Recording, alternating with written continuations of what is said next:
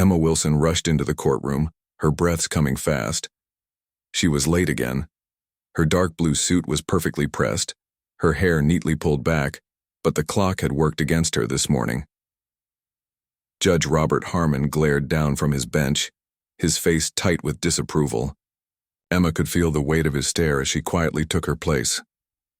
"Ms. Wilson," Judge Harmon's voice boomed across the courtroom. "This is the third time you have been late to my courtroom this month." Emma stood straight, her hands clasped before her. "I apologize, Your Honor. The traffic was—" "I don't want excuses," Judge Harmon cut her off. His pale fingers drummed against the wooden bench. "This court runs on time. You seem to think your time is more important than everyone else's." The other people in the courtroom shifted uncomfortably. Many had noticed how differently the judge spoke to Emma compared to others. His tone was always harder, his words sharper. "This court finds you in contempt. £500 fine to be paid before you leave today." Emma nodded, her face calm despite the unfairness. She had seen this coming. In fact, she had planned for it. What Judge Harmon didn't know was that Emma Wilson wasn't just any woman appearing before his court. For 3 years, she had been building a case against him. Emma was a detective with the National Crime Agency, working undercover to investigate reports of bias in Judge Harmon's courtroom. The files in her bag contained evidence showing how the judge gave harsher sentences to people of color compared to white defendants for the same crimes as indicted. Emma paid the fine at the clerk's desk. Her phone buzzed in her pocket. She stepped into the hallway and checked the message from her boss, Detective Inspector Thomas. "Green light. Move forward tomorrow." Emma's heart beat faster. Finally, after years of work, they had enough evidence. Tomorrow, everything would change. She thought back to when she was a girl in a small English town. Being one of the few black families there hadn't been easy. Her father, a doctor, and her mother, a teacher, had taught her to stand tall and fight injustice with intelligence, not anger. Her brother James hadn't been so lucky. 10 years ago, he had been sentenced by a judge just like Harmon, given 3 years for a crime that typically earned white offenders probation. That day, as she watched her brother being led away, Emma had made a promise to her tearful mother. "I'll change things from within."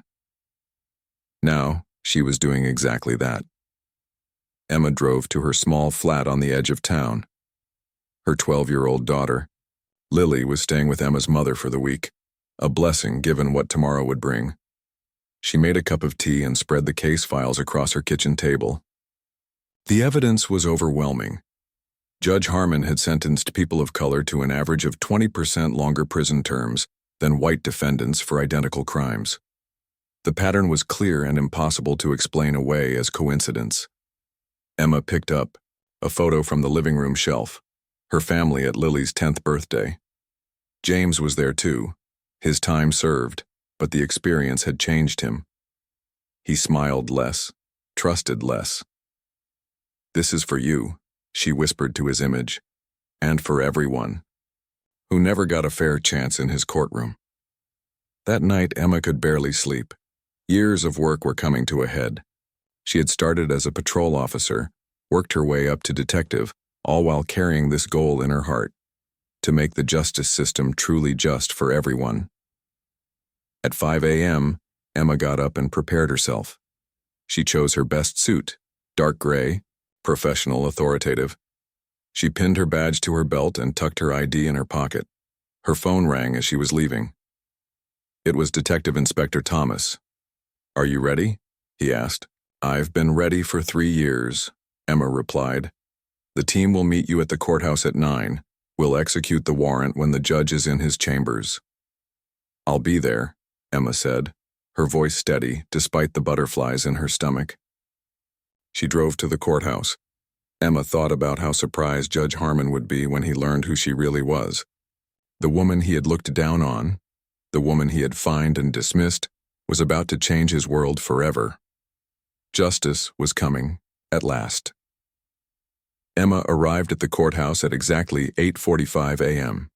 The sky was gray and a light rain started to fall as she stepped out of her car. She nodded to 2 plainclothes officers who were waiting near the entrance. They would follow her lead once inside. The building was already busy with the day's legal business. Lawyers in suits hurried up and down the grand stairs. People waited nervously on wooden benches, their futures hanging in the balance of decisions that would be made here today. Emma felt the weight of her badge against her hip. It had been hidden during her previous visits, but today it was in full view, along with her official ID.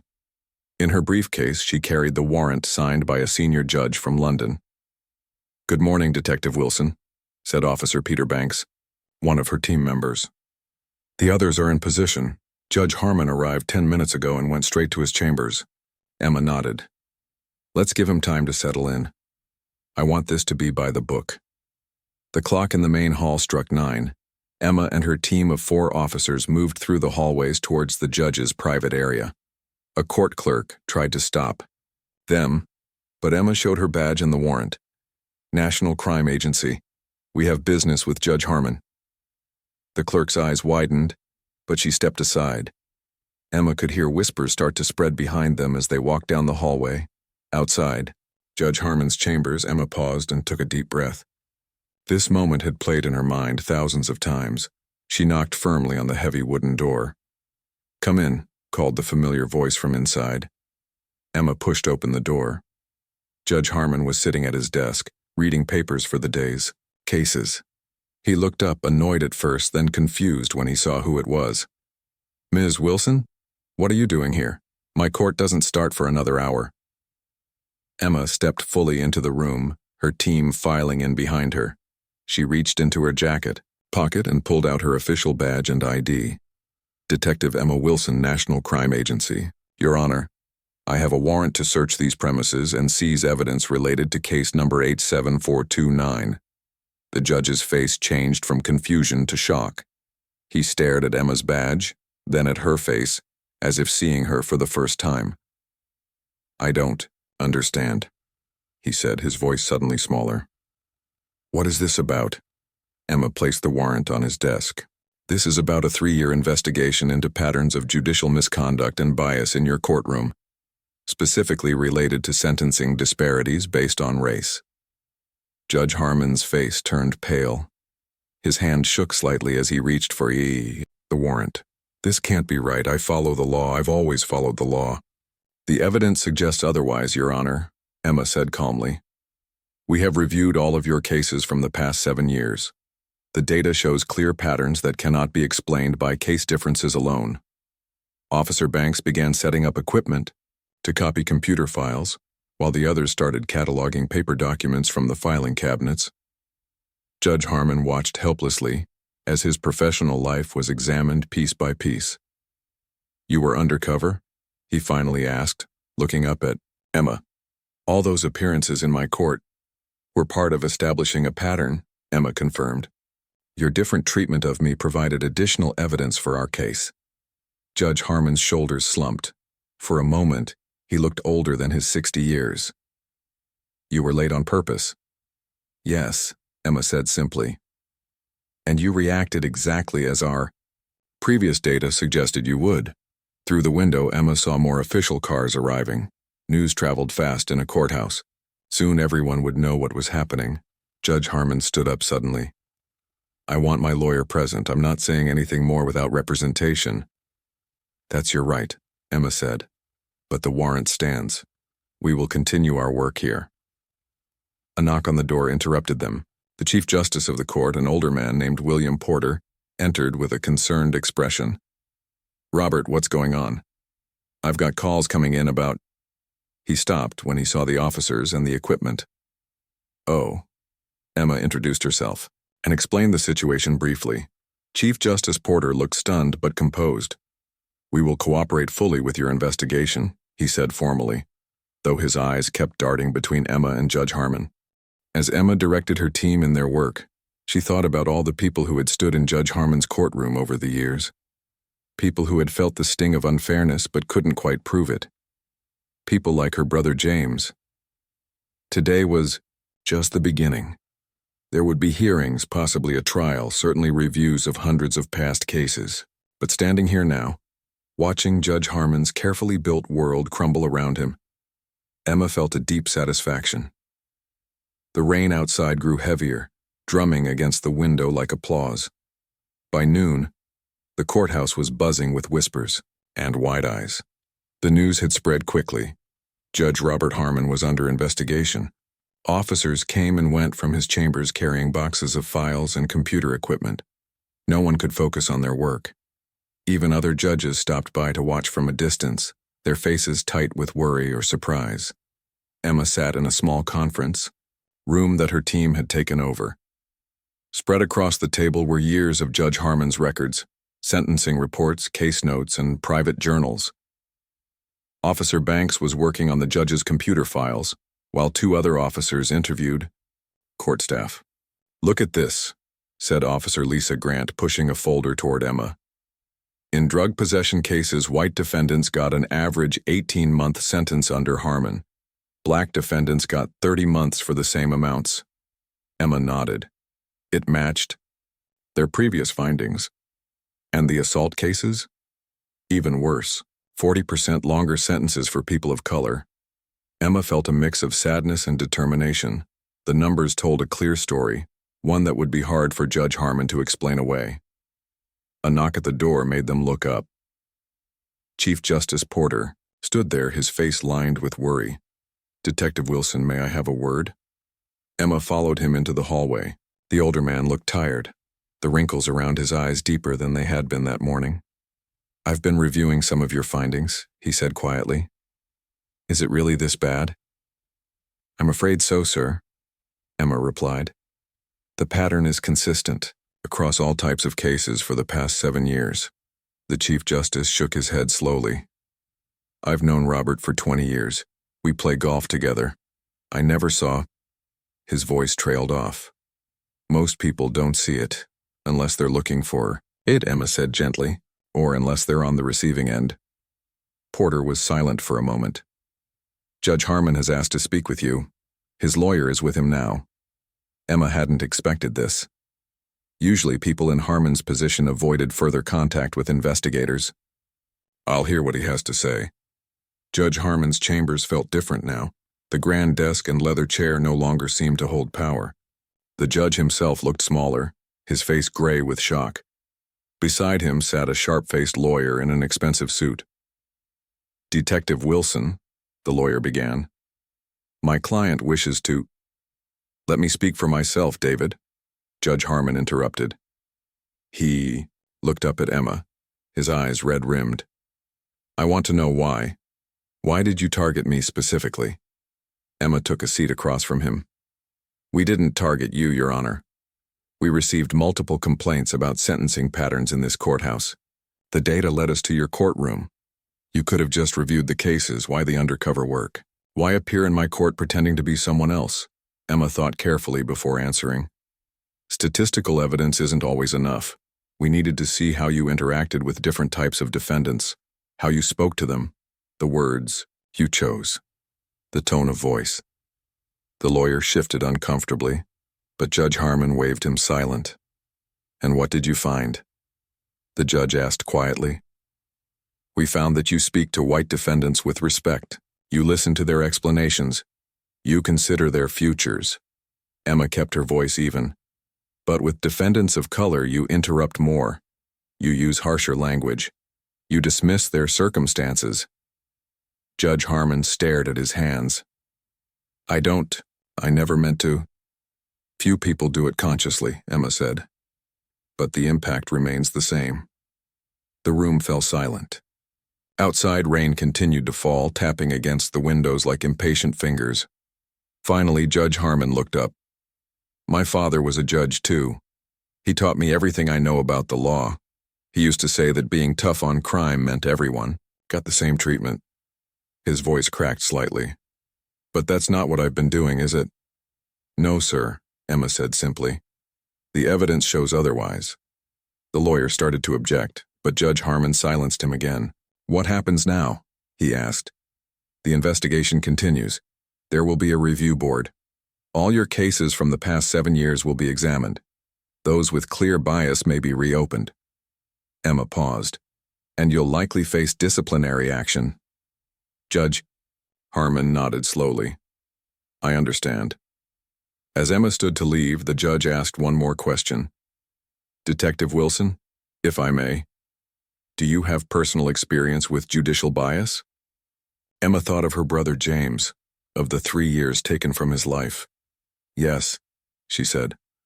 My brother received a 3-year sentence for a first offense that typically results in probation for white offenders. I see, Judge Harmon said quietly.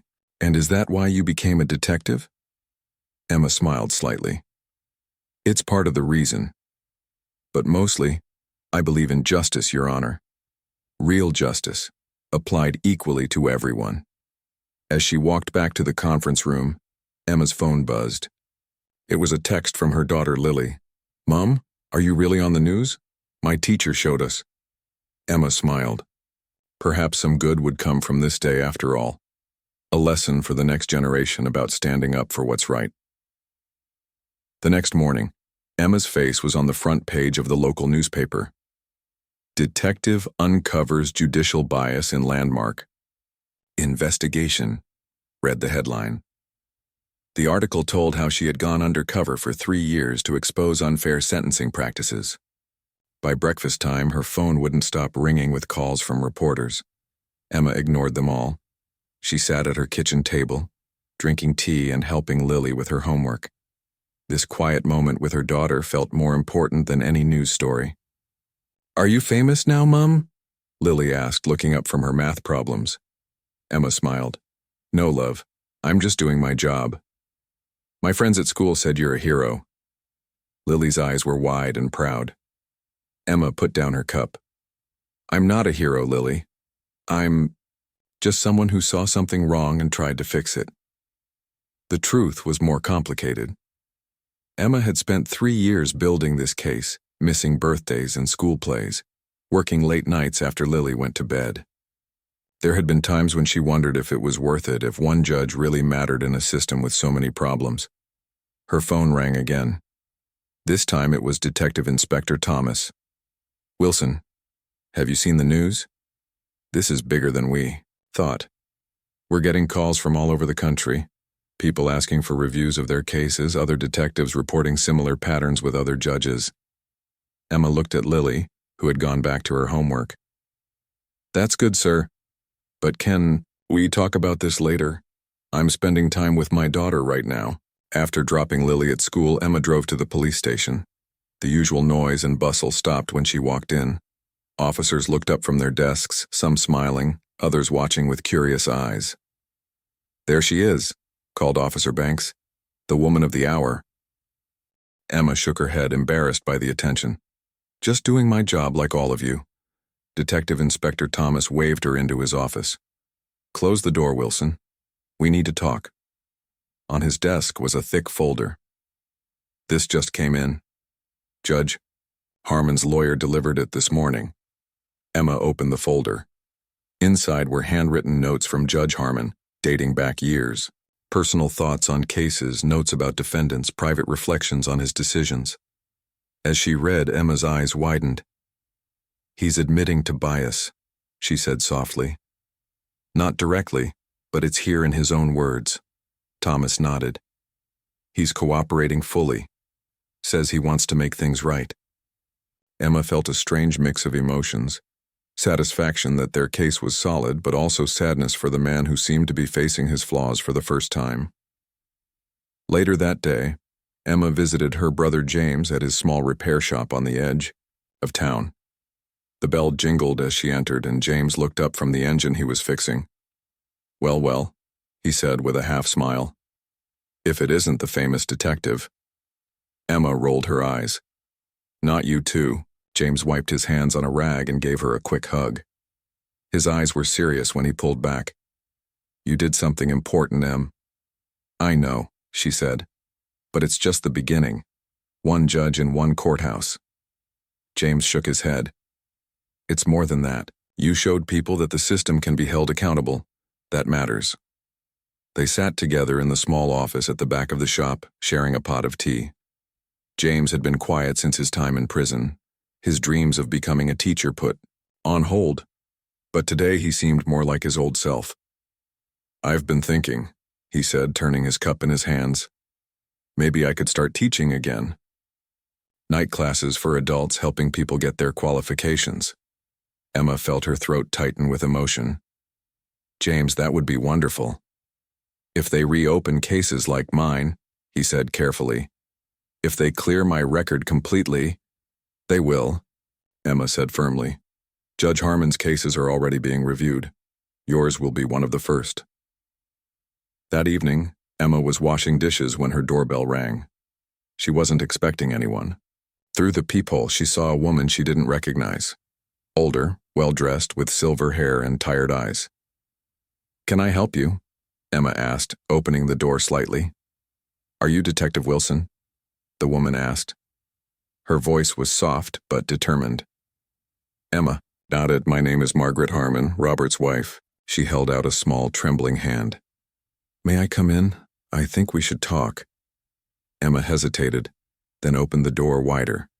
This wasn't in any procedure manual, but something told her it was important. As they sat in Emma's living room, Margaret Harmon looked around at the family photos, the children's books, the normal life surrounding them. "My husband hasn't slept in 3 days," she said finally. "He's reading through all his old cases, making notes about each one." She paused. "He wants to make amends." Emma wasn't sure what to say. This wasn't part of the investigation she had planned. "Why are you telling me this?" she asked gently. Margaret's eyes filled with tears. "Because I think you, more than anyone, would understand what it means to recognize your mistakes and try to fix them." 6 months passed, and the leaves were turning, golden on the trees outside the courthouse. Emma walked up the familiar steps, but everything felt different now. Today was the final hearing in the Harmon case, and she had been called to testify one last time. The main courtroom was packed with people, reporters, legal students, and many faces Emma recognized from Judge Harmon's previous cases. Some nodded to her as she walked past. Others just watched with quiet respect. Emma took her seat near the front. She wore her best suit and had pinned her detective badge to her jacket. This wasn't just another workday. This was the culmination of years of effort. The door opened and Robert Harmon entered with his lawyer. He looked thinner than before, his shoulders slightly stooped. But there was something different in his face, a calmness that hadn't been there 6 months ago. The hearing began with the review board presenting their findings. Over 300 cases had been re-examined.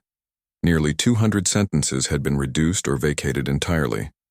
Among them was James's case, his record now completely cleared.